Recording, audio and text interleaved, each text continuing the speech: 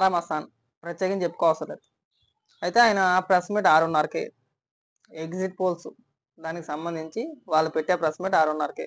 నేను ముందే చెప్పేస్తాను వాళ్ళు ఏ పార్టీకి అనుకూలంగా ఎగ్జిట్ పోల్స్ ఉండబోతున్నాయి, ఏం చెప్పబోతారో అనేది ముందే చెప్పేస్తా. ఎలా అంటారా, ఇక్కడ తమిళ పెడుతున్నాను చూడండి. ఇప్పుడు 6 అవుతుంది టైము, 6:30కే ప్రెస్ మీటు.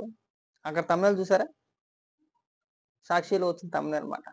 తమిళ బట్టి చెప్పేయచ్చు వాళ్ళ స్ట్రాటజీలు ఏంటి, ఏం చెప్పబోతున్నారో, ఎలా ఉండబోతుంది అనేది కళ్ళకు కట్టినట్టు తమిళే కనబడిపోతుంది అన్నమాట. జగన్మోహన్ రెడ్డి ఫోటో నవ్వుతా, ఓ పక్క చంద్రబాబు నాయుడు గారి ఫోటో, ఓ పక్కన పవన్ కళ్యాణ్ గారి ఫోటో. ఆరామస్థాన్ ప్రెస్ మీట్ లైవ్ అని చెప్పేసి సాక్షిలు ఎప్పుడైతే వచ్చిందో ఒక క్లారిటీ వచ్చేది జనాలకి. అందులో సమస్య తిరగలేదు, అందులో నాకు అర్థమైంది కూడా అదే. వాళ్ళు ముందే చెప్పేస్తారనమాట, ముందే డీలింగ్స్ ఉంటాయి, ముందే ఉంటాయి డీలింగ్స్ అన్ని కూడా కదా.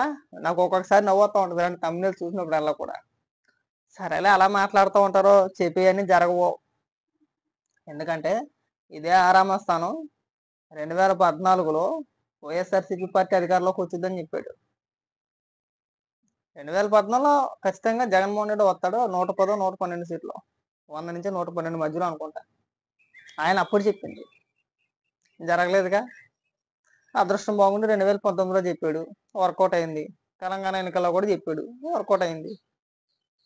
మేబీ అయితే కొన్నిసార్లు అవ్వచ్చు, కొన్నిసార్లు అవ్వకపోవచ్చు. అయితే ఈసారి మభ్య పెట్టే ప్రయత్నం అనుకుంటా, చూద్దాం. నేను చెప్పాల్సిన నా అంచనా అది. నువ్వు అందులో వచ్చిందంటే నా అంచనా ప్రకారం అదే. నువ్వు ఏ పార్టీకి మద్దతుగా మాట్లాడతావో, ఏ పార్టీకి అనుకూలంగా మన రిపోర్ట్ తయారు చేస్తాం అనేది మాకు క్లియర్గా అర్థమైపోతుంది అనేది నేను చెప్పే ప్రయత్నం అది మాట. చూద్దాం, 4 వరకు వెయిట్ చేస్తే ఒక క్లారిటీ వచ్చింది. ఇంకో విచిత్రం ఏంటంటే ఎగ్జిట్ పోల్స్ అని చెప్పట్లేదు కానీ డైరెక్ట్గా తమిళన్స్ పైన ఎగ్జిట్ పోల్స్ అని వేస్తున్నారు. వాళ్ళు వైఎస్ఆర్సీపీ పార్టీకి సంబంధించిన కొంతమంది కుహానా మేధావులు, అదే మా మేధావులు, మా కాసాయి గారు కావచ్చు, మా కాసాయి అలాంటి మాటలు చెప్పలే, మా గుడ్లగోపగాడు అలాంటి మాటలు చెప్పడు, ఇంకా మా కాశ్మీర ప్రసాద్ అవయ్య అన్నారో, లేదంటే జాన్గడు, లేదంటే సాక్షి టీవీలోనో, లేదంటే కొద్దిమంది కొత్తగా వచ్చారు కొంతమంది, ఇంకా వాళ్ళ పేర్లు కూడా సరిగా లేవు. వాళ్ళు తమిళ మీద ఎగ్జిట్ పోల్ అని వేస్తున్నారు, లోపల మాత్రం ఏదో ఒక సర్వే పేరు చెప్పి మున్నిబాయ్ అని చెప్పేసి ఒకడంటాడు, తర్వాత సర్ఫెక్స్లో ఇంకోటి ఏదో అని ఒకడంటాడు. రకరకాల పేర్లు పెట్టి వాళ్ళు ఏం చెప్తున్నారంటే ఎన్నటో లేని విధంగా అప్పుడే భారీ మెజారిటీ. ఇంకా ఎగ్జిట్ పోల్స్కి ఈరోజు సాయంత్రం వరకు టైం ఉంది. ఇంకా ఈరోజు సాయంత్రం 6:30 తర్వాత ఎగ్జిట్ పోల్స్ బయటకు వస్తాయి, అప్పుడు ప్రకటిస్తారు. ఈ లోపేలో ఒక పొద్దున్న కూడా రాసుకొచ్చేస్తున్నారు, పేపర్ మీద రాసుకొచ్చేసి ఇంకేమీ లేదు, ఇంకా వైఎస్ఆర్సీపీ పార్టీ మళ్ళీ అధికారంలోకి వచ్చేస్తుంది. వీళ్ళ అబ్బాలు అంతే.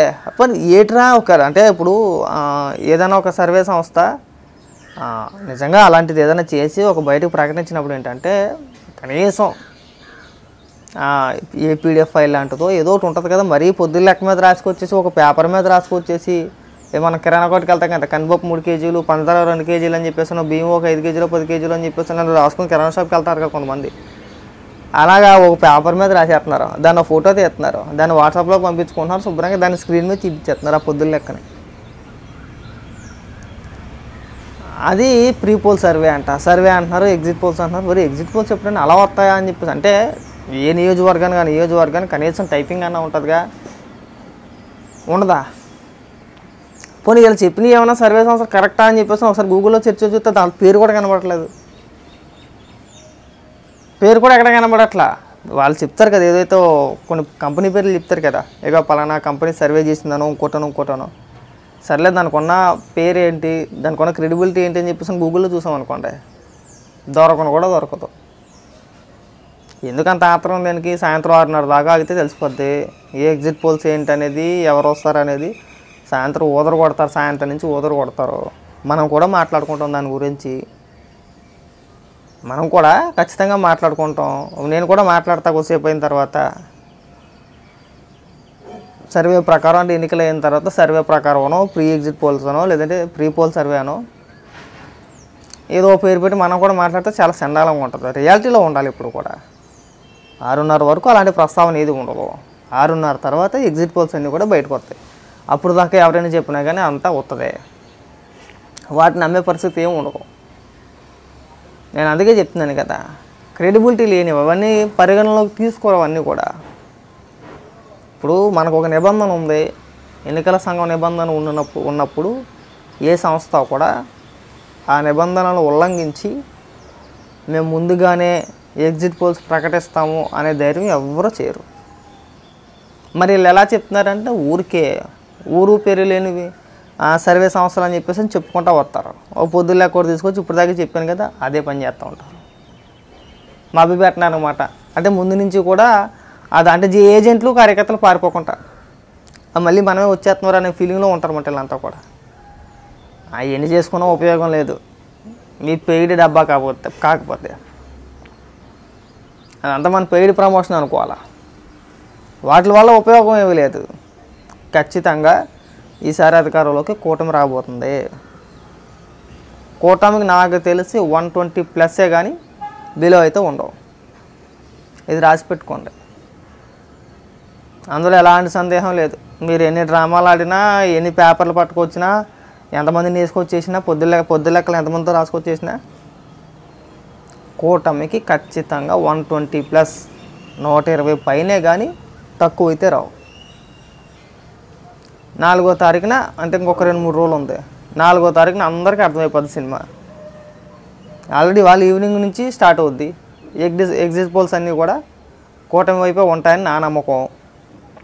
ఖచ్చితంగా ఉంటాయి, అందులో ఎలాంటి సందేహం లేదు.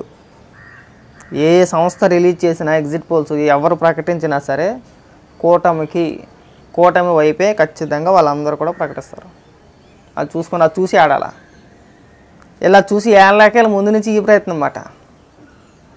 నేను చూసా టీవీ 9లో డిబేట్ అనుకుంటా. అదొక విచిత్రమైన వాదన. నిన్న అక్కడ మా కేఎస్ ప్రసాద్ అయితే నేను ఆయన గ్రౌండ్ లెవెల్లోకి వెళ్ళి చేసామంటాడు. అది ఏముండదు గ్రౌండ్ లెవెల్కి, అక్కడ వెళ్ళి గ్రౌండ్ లెవెల్ నాకు తెలీదా?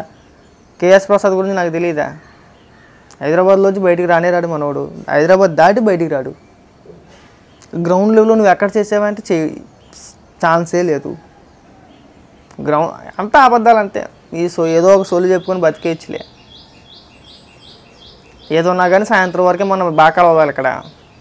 ఆ తర్వాత ఊదేది సచ్చేది ఏ ఉండదు, బాగా గుర్తుపెట్టుకోండి. సాయంత్రం బొమ్మ కనపడుతుందిగా అందరికీ. సాయంత్రం ఒక పిక్చర్ కనపడిపోద్ది మీ అందరికీ కూడా. ఎన్నాళ్ళు మనం అనవసరంగా ఆవేశపడి పొద్దులెక్కలు వేసుకొని చెప్పేసాం. కాదు, రియాలిటీ ఇది, వాస్తవం ఇది. గ్రౌండ్ రియాలిటీ వేరు. మనం ఇక్కడ ఎన్ని మాట్లాడేసుకున్నా, ఒక పేపర్ పెన్న పెట్టుకొని ఎన్ని మాట్లాడేసుకున్నా, గ్రౌండ్ రియాలిటీ వేరు. ఎక్కడికి వెళ్ళినా, ఏ నోట విన్నా ఒకటే మాట, దరిద్రుడు పోతేనే కానీ మనం బాగుపడం.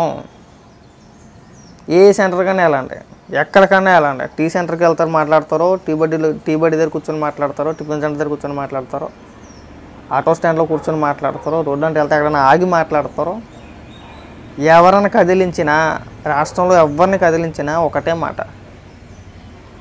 ఈసారి ఖచ్చితంగా దరిద్రుడు పోతేనే కానీ రాష్ట్రం బాగుపడదు, మనం బాగుపడం. అదే మాట. అంతా అక్కడ అందరి నోట అదే మాట ఉన్నప్పుడు మన ఇక్కడ బాగా ఊదుకోవడం తప్పితే చేసేదేమీ లేదు. నాకు అదే అర్థమైంది. వీళ్ళు రియాలిటీలోకి ఇంకా రావట్లేదు. వీళ్ళ ప్లాన్ ఏంటంటే అక్కడొక సర్వే, ఇక్కడొక సర్వే అని చెప్పేసి ఆయా సంస్థలు చేసిన సర్వే రిపోర్ట్లు ఏవైతే ఉన్నాయో ఆల్రెడీ అంతకుముందు చూపించుకుంటారు కాబట్టి అవి దగ్గర పెట్టుకుంటారు. వీళ్ళు అందులోంచి కొన్ని 3 కలుపుకుంటారు అన్నమాట. 3 కలిపి ఏదైతే కొద్దిగా, ఇప్పుడు ఉదాహరణకి కొన్ని నియోజకవర్గాల పేర్లు చెప్తే మనకు ఒక ఐడియా వచ్చేస్తుంది. ఉదాహరణకి పాలకొల్లు నిమ్మల రామానాయుడు, ఛాన్స్ లేదు. ఇంకా అట్లా వేరే పేరు, వేరే ఆలోచన అనేది ఉండదు. ఖచ్చితంగా ఆయనే వస్తాడు అక్కడ 100%. మెజారిటీ లెక్కేసుకోవాలి అంతే. 30,000 వచ్చుద్దా, 40,000 వచ్చుద్దా అనే మెజారిటీ లెక్క తప్పితే ఆయన వస్తాడా రాలేని లెక్క అక్కడ ఉండదు పాలకొల్లో. అలాంటి పేరు మోసిన కొన్ని నియోజకవర్గాలు, ఇప్పుడు ఉదాహరణ పిఠాపురం ఉంది. ఎవడిని సొల్లు చెప్పినా, ఎవడిని మాట్లాడినా, ఎవడు బొద్దుల పుస్తకాలు పట్టుకొచ్చి లెక్కలు చెప్పేసినా వర్కౌట్ అవ్వదు. 50,000 పైనుంచి మెజారిటీ పక్కా ఉంటుంది. మంగళగిరి కూడా అంతే, ఖచ్చితంగా. హిందూపూర్ కూడా అంతే, కుప్పం బాబు గారు కూడా అంతే. అక్కడ మెజారిటీ లెక్కేసుకోవాలి తప్పితే ఆయన వస్తారా రారా ఆ ప్రసక్తి లేదు.